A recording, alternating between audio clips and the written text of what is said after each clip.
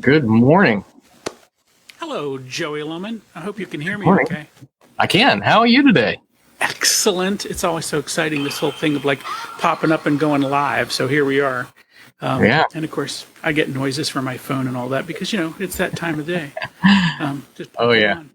Anyway, hey, it's good to see you. Listen, we are Thank you. here once again with our Connect Greenville Facebook Live. And the idea is we are trying to help people in Greenville make professional connections, right? So it might be that you're looking for a gig, but a lot of times people are looking for customers, they're looking for partners and that kind of stuff. And the idea is how can we put that together so that we can help them figure that out, right? So we're doing two things when we get together. Each of these times, we're going to talk to you about, we're going to introduce you to someone who's running events that we think are pretty great. And we're going to talk to you about some things that you could be doing to make your networking work even better. Does that sound good? Hey, it sounds great to me. We've still got this COVID thing happening and people are still staying in. Getting out and having big events is kind of tough to do. So, finding the direction of where people are meeting and where you can meet people and where those connections can be had. And of course, layered on top of that is how do you foster intimacy and connections and relationship over a pipe of internet. Yeah, I mean, So, if we were doing live events, right, if people were actually out joining, we'd be talking to you about that. That's just not a thing that's happening a lot right now. So the idea is how do we keep this going? So we got a plan for you. Yeah. So tell us about what we've got today. Two things today, right? So first up, we're going to be talking to Andrew Van from the Greenville Chamber about the events that they've got that anybody in business can go to. So they've been keeping this going, and they've got some other things coming up. So I thought we'd just bring Andrew Van in and have him talk about that. And then in the second part of today's show, we're going to talk about how you can take some of the uncertainty out of your professional networking and make yourself a plan of sorts so that this actually works better. But we'll talk to you about all that later. If you've got questions or comments or something like that, you can hit us up on the chat. We're in the Connect Greenville group on Facebook. You can put your questions or comments in there, and maybe we'll get to field some of those as well. But we got Andrew Van with us. All right. Well, let's bring Andrew Van in right now. Yeah, let's do that. There he is. Hey, there I am. With the Good morning. power of Good video morning. magic. Hello, Andrew. I was enjoying the virtual backstage, eating the M&Ms that I picked out that I sent you guys requested. So they're very good. Nice. Well, thank you. Your rider just wasn't that bad. There were things we could help you with. And by the way, we're offering, again, a special for you. All the drinks are free at your house, while you're doing it. So Decaf coffee. I'll take it. Wow. Decaf. I don't know even why they make that stuff. But Caffeine free for a month. And it's been the first week was a struggle, but I feel a lot better. So is that working for you?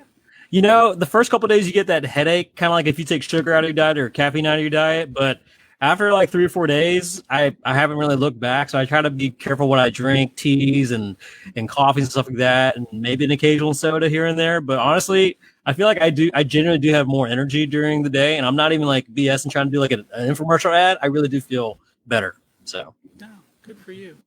not for everyone. Yeah, no. I'm in a spot where I'm going to like get the sugar part of it down even, but maybe the next step would be caffeine. But I don't know. It's not that I need it. It's just that it's cheap and legal, Andrew, and that's why I keep at it. So Yeah, and no one's gonna get busted for that. So that's right. That's exactly my plan. Hey, you're doing some stuff over at the Greenville Chamber. You've been running some events. Talk to folks about what's going on over there.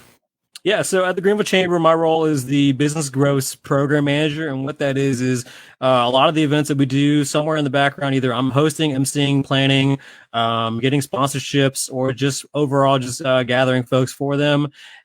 So the Greenville Chamber's vision is to be a globally competitive upstate economy where business succeed and people prosper. And we say that we do that through our mission, which is to lead, convene, and mobilize the business community to drive regional growth. So we do that by just bringing people together. We bring people together from different industries, all kinds of parts of the upstate. Our members go from between right here in Greenville to Anderson, We even have like Dollywood, who's a supporter of us, Georgia Aquarium, and Bristol Speedway. So there's people from all over. We just had T-Mobile join us as well. So it's a really good way to connect with folks in the community, but even to kind of broaden that net. So one of the events that I do personally is Coffee and Connections, and that is just a morning networking event from usually 8:30 to 9:30. And if we were live in person, we would have anywhere up to, last time in January when we were all together, we had 140 people in the room at Genevieve's in the Peace Center. And it was a really good time. What I do is I take a microphone because I have a big mouth thanks to my mom, so I need to use it. And I go around to every single person in the room, give them a 30-second elevator pitch to the entire room. And then after that, just kind of unleash them to kind of go meet one another. Because I think it's a good way to kind of break the ice to people, kind of swing some jokes every once in a while, and then just kind of liven up the room. And then people just kind of feel less stuffy to kind of connect with one another. Now, with the virtual format, we've been doing that since March. We do the same 30-second pitch for everyone in the room virtually, but then I break them up into breakout rooms because I know it can be intimidating being in a room full of, 50, 60 people on a screen, and you're sitting there like, well, when do I speak? What if I say something and all these people are listening to me and I sound like a fool? Well, no sweat. So when we do the 30-second pitches, I kind of, again, lighten up the room a little bit myself as the MC. And then around the fifth or sixth person, I'll hit the breakout room button on Zoom. And then 4 or 5 people be in the room at the most. And that way they are in there for 5 minutes, kind of introducing themselves again to one another and having more intimate conversations to kind of feel less pressured, if that makes sense. So I do that. We do that. We just had our last one last Wednesday. So we're wrapped up for 2020. We're going to hopefully, if things continue going in the right trend and we get the approvals, we're going to start doing them in limited capacity in person at the beginning of 2021. So I look forward to that. And whether it be virtual, whether it be live in person, we're going to make the best of it either way. Another program that I run at the Greenville Chamber is Business After Hours. Now, we haven't done one since June of this year. And we found it. Go ahead. I'm going to get you to take a breath here for just a second. It's a fire hose of goodness, Andrew, but we're just going to take a second here. Okay, good. 2 events. You got the Coffee and Connections, which you've been running. I'm just going to get people a break on that. You've done that. You're going to come back, and like you said, you're going to do that in January again, and hopefully, at some point these will be live. We don't know when that is. We're all, I know you guys are good citizens. We're all good citizens. We're going to do whatever we can get away with, right? In terms of helping people. The other event now, is that an evening event? What's the other one you said you're running as well? Business After Hours. Okay, so it sounds like an evening event. Yeah. Yeah, so normally if we were in person, it'd be anywhere between 5:30 to 7:30 at a different location. We'd use different locations such as the Homewood Suites downtown in Greenville, right across from Floor Field. We had 110 people there back on March 5th, right before the shutdown. We've been at Greenville Water before. We had 100 people there as well, different vendors, sponsors. There was one guy, he actually had a table for his cards and all that. He was a financial advisor, and he was not him, but he hired a masseuse to give folks massages at his table in order to kind of lure them in conversation. It was really interesting. And we have a good old time. Just drinks, orders provided by whoever the sponsor and the vendor is. Sometimes there's live music, and it's just a more casual feel. There's no speeches or no agendas or anything. It's just literally, hey, come relax, don't have trouble parking, get out of your car, enjoy a couple of things from us and our hosts, and just have a good time and just meet some people. That's really all it is. So are you doing that one after hour? Are you doing that one virtually as well, or what's the schedule on that? So we did try doing those virtually back in late spring and early summer, and I think the timing was just kind of off with both people being Zoom fatigued early, e-learning going out, to everyone in the Greenville County area. And by the time it's like 5:30, 6 o'clock, people are just like, you got to cook dinner, you got to take care of your family, walk the dog, is what it is. And we didn't find those being as fulfilling, but, we're going to bring those back live in person sometime in the second part of 2021, a little bit in the warmer season. And we find that, in live person for after hours, people are more engaged rather than they are like, because, by the time it's 5, 6 o'clock, you've also been on like a dozen Zoom calls between teachers, your kid stuff, work stuff. So by the time it's like 5 o'clock, you're like, you know what? Put the computer down. I'm done.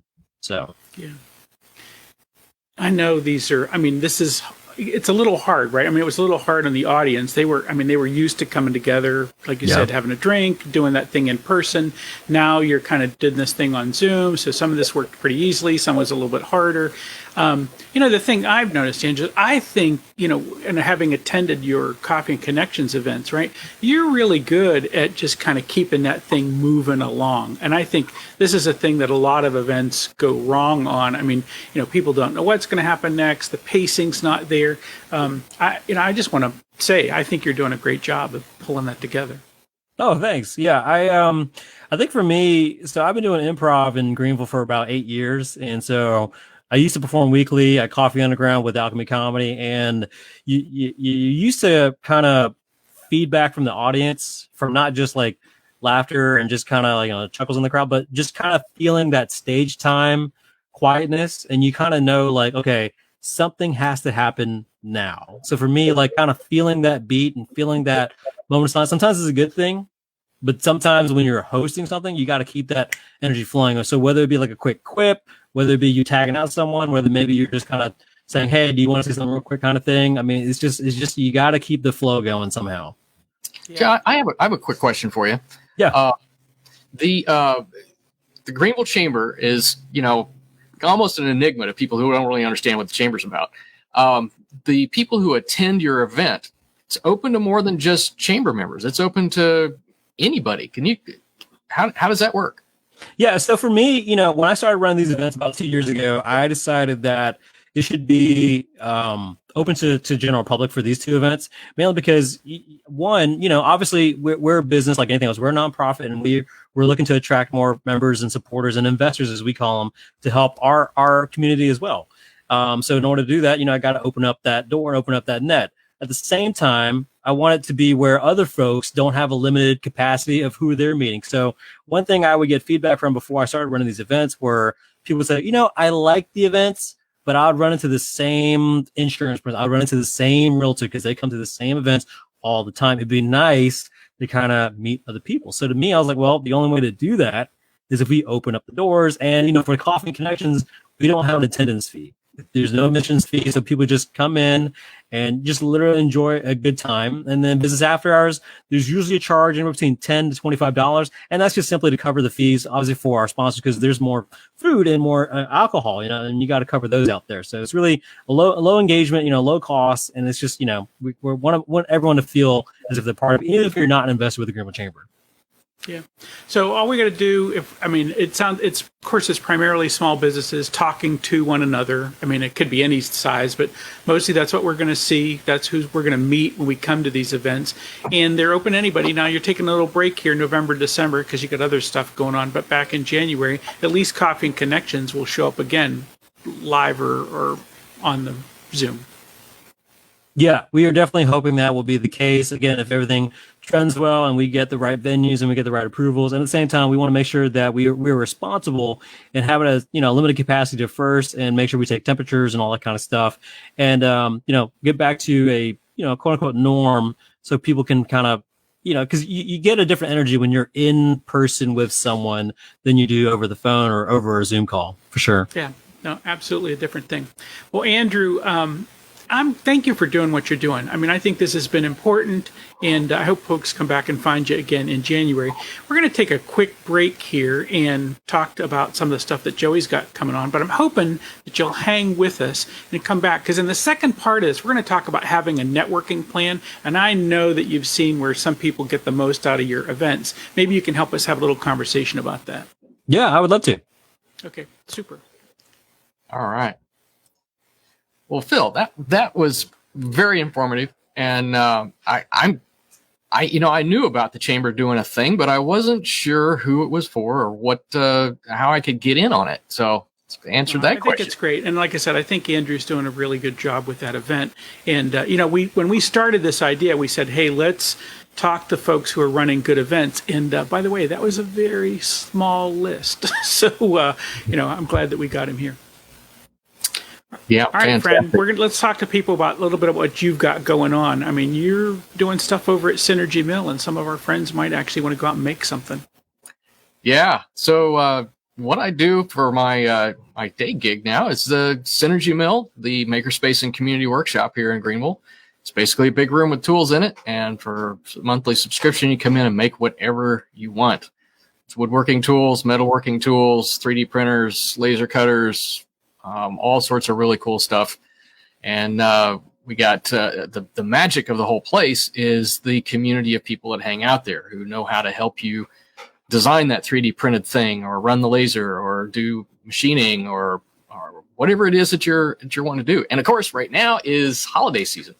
So making holiday gifts might be on your list of things to do, and we can definitely help you make that happen.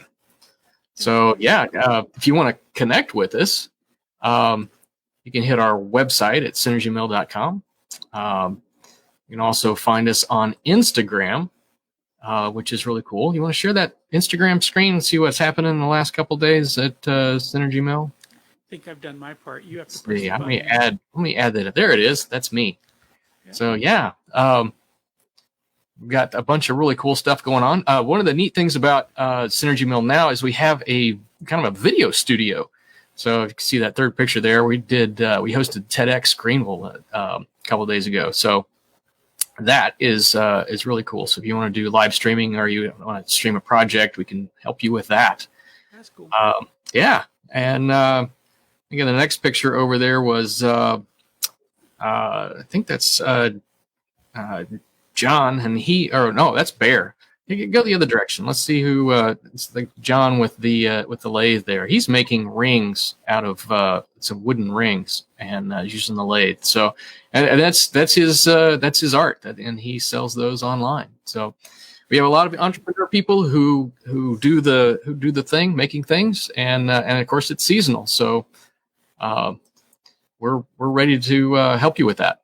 Super. I saw the laser engraver and all that kind of stuff. So anyway, go see other people's cool projects, or actually go out and make your own project. And you guys do classes and things like that. But the best way to find out about all of that is to go visit Joey Lohman at synergymill.com. And for those of you who can't spell it, because I couldn't spell it either, it's written right on the screen.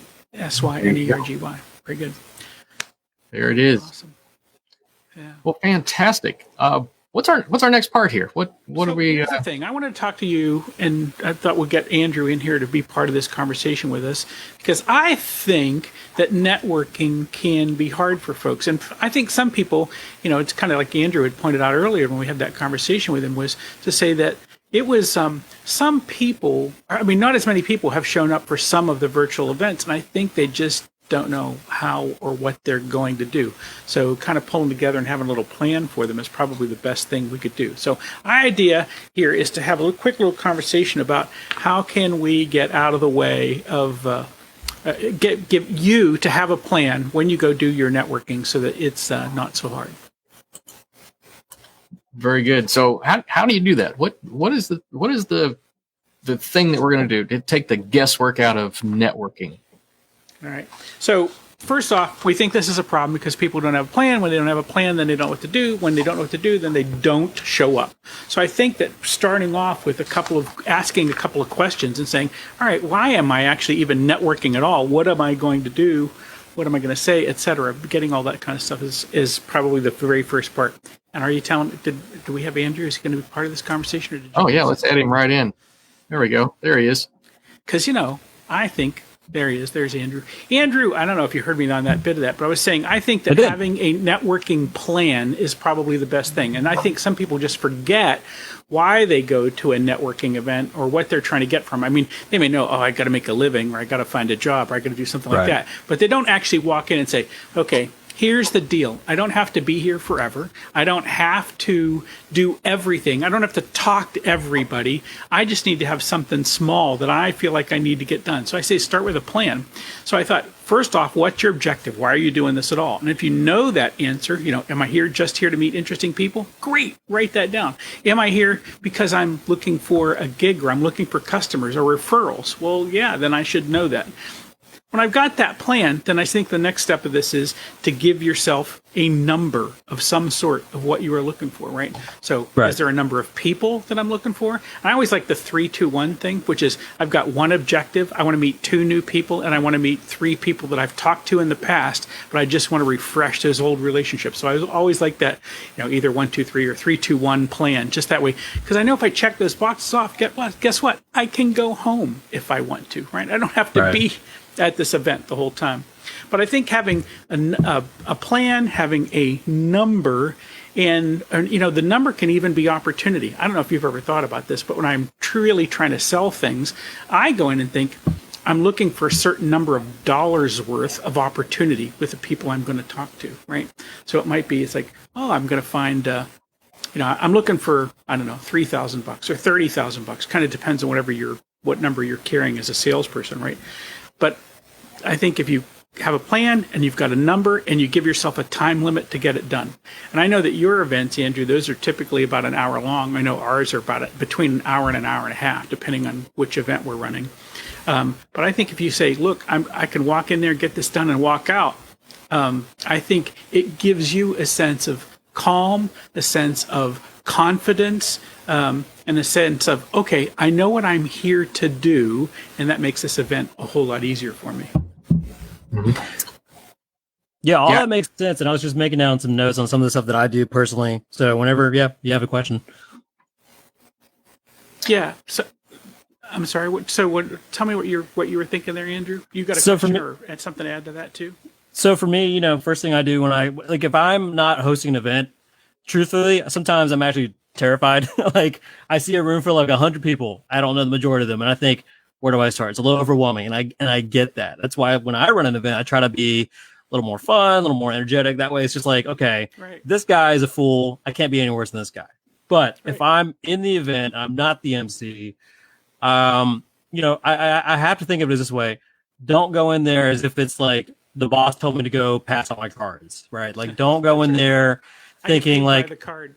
Exactly. You're not going to get commission by getting out your cards for one thing, right? So don't go and pass out 100 cards and say, well, my job is done. It's a numbers game. Out of 100 people, 10 people may call me back. That's insincere. And that leads to the next thing. Be sincere. When you're talking to someone eye to eye, face to face, or Zoom to Zoom, be sincere, who you are, what you do, be confident in your job, right? Like I hope people out there listening are proud of what they do. And when they say, hey, I'm the programs manager at our local nonprofit, at the Greenville Chamber, and I really enjoy bringing people together. Like they say that not just with confidence, but they say that with purpose. And so if you're a salesman, if you're an engineer, whatever it is, do it proudly. Like if your kids are proud of you, then have that feeling too, right? If that makes sense. I think that's perfect. The 3-2-1 thing I think is absolutely a great idea. Because when I go to a networking event, I am looking for an anchor person that I am super familiar with that I can just bail out to and go talk to. And that kind of gives me confidence to then branch out. And along with that, just when you figure out and you start branching out and you start talking to people, let's back up to that purpose that Phil talked about. If you can, that's your starting point. When you're networking with people, find out if they match up with what your goals are. And if they're not, then it's okay. And you can find the next guy pretty quick. Once you find that common ground or there's not common ground, now you can move forward and it's not awkward trying to find something to talk about. So you got a bailout person and you have a plan to find a alignment. I think that's a great idea. And in that piece, by the way, one of the wins that you can execute in the room is to say, I connected to other people that needed each other and didn't know each other, right?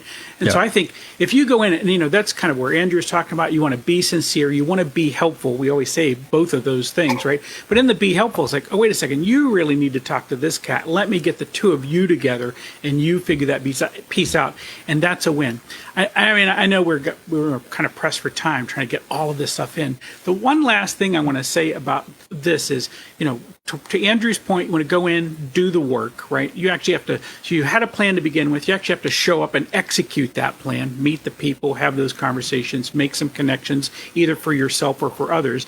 But the last piece of this is, and I think this is where almost everybody falls down, is no one does their follow-up like they ought to. And I think when you're done, that follow-up, and this follow-up can be as simple as just shooting someone an email or making a connection with them on LinkedIn and a note. And if you're going to have a meeting with them, then, or if you're trying to schedule a meeting, then say, let's schedule that meeting, but do your follow-up. And I think the thing is, if you did that, Andrew, you don't have to meet 20 people at every networking event. It might be just one or two that gets the job done, right? For most of us. Absolutely. I think, the follow-up is crucial key. I mean, shoot your shot and do it with etiquette too. Like, if you don't really know the person super well, like, don't just slip into their DMs, because you never know how often. Like, for me, I don't check my LinkedIn messaging too often unless I purposely know, like, the person. So sometimes I get a lot of, like, sales pitches, or I get a couple, like, people who just want to kind of, in a sense, use you, right? Because you can see people's titles and they're like, hey, they're the top person here. I want to slip it in there and get their information. That's not how that works, right? You have to have an actual connection there. And the other thing too, I would say, is that when you're at an event, so like if I'm looking at Phil and if I'm shaking Phil's hand, look Phil in the eye. Don't overlook Phil and be like, oh, who else is here? Who else is here? Right? Like I cannot stand that person who immediately you say like what your role is or what you do. I used to be a banker years ago, and I was a retail banker, and I was at an event, and this guy was a financial advisor, did the same thing, shook my hand. The minute I said where I worked, click, he didn't care anymore, and was already, while shaking my hand, looking past me for other people. And that to me is so discouraging. It turns me off. And those people that you remember and you're not going to do business with, right? You never know who you're going to meet, but treat people like you want to be treated. Simple as that. Yeah, you felt terrible, and I think that's an important thing in any of these networking events. You got to think about how you're making the other folks that you're with, how you're making them feel. But I think that looking someone in the eye part is so important. It's important at a live event. But let me tell you the thing on a virtual event, and I've had to coach people on this a couple times. A lot of people will have their camera off to the side, so they're doing this number here, and it looks like they're never looking at you. That makes people just a little bit crazy. And I realize this is all simulated, but to me, to make you feel that I care about you, I got to look down the hole of the camera so that it looks like I'm looking you in the eye. And we're all going to feel better about that conversation. And I have to give up the idea of looking at myself in the camera and say, oh my God, I got to check my hair, all that stuff, right? Let's look everybody in the eye. Well, I think this is good stuff. By the way, Chad Warner, I don't know if Joey can pop this up on the screen or not. I see Chad commenting on the live stream. There you go. Look at that. Chad saying nice things about Andrew Van. Oh, man. Chad's a nice guy. Look at that. I mean, I told you you're okay, and Chad feels the same way about it. Andrew, thank you for hanging out with us. Thank you for being part of this conversation. Thank you for doing what you do. I think it's important, and people need you. So thank you. Thank you, guys. I'm really flattered to be here, and hope we can connect soon in person. Love seeing you guys. Yeah. Thank you, Van. Good, super dope. All right, Joey, we're going to remind people that the very next thing in the world that we do is we go to our weekly digital coffee. So we always invite people to come join us in the Connect Greenville group on Facebook itself. So if you join, that's it. It's Connect Greenville, just as easy as that. And you can find out about a bunch of upcoming events, including we have this big mind map, which got the events that Andrew's running, as well as a whole bunch of others in it as well. So we want folks to come do that. There's a bunch of other events coming up, like we always talk about the Golden Career Roundtable, which we had Stacy on last week. Next week, we're going to have Michael Mino on to talk to us about the upcoming 1 Million Cups. That's a monthly event, also held virtual, also has the breakout room component, but a chance for basically local small business and entrepreneurs to just talk about their businesses together. So excellent. Yeah, that's a great opportunity, especially in Greenville. And then, of course, with the internet and all of that, with all the live events going on other places, the networking expands, right? Million Cups is a great opportunity to exercise that. So, yeah, I'm looking forward to that. Michael Mino is a great guy. I like him. Yeah, super good. So just one last thing, Amy in the chat room saying, hey, do the 3-2-1 thing again. So it's 3-2-1, and that is 3 people you know, 2 people you don't know, and walk in with one plan. That way you always got 3-2-1. You've got a plan when you walk into the event, so we want you to have that. So very good. Join us for the digital coffee, and we're going to continue this conversation in 2 minutes. All right, fantastic. Thank you, Phil, and we'll see you real soon. Yep, thanks, Joey.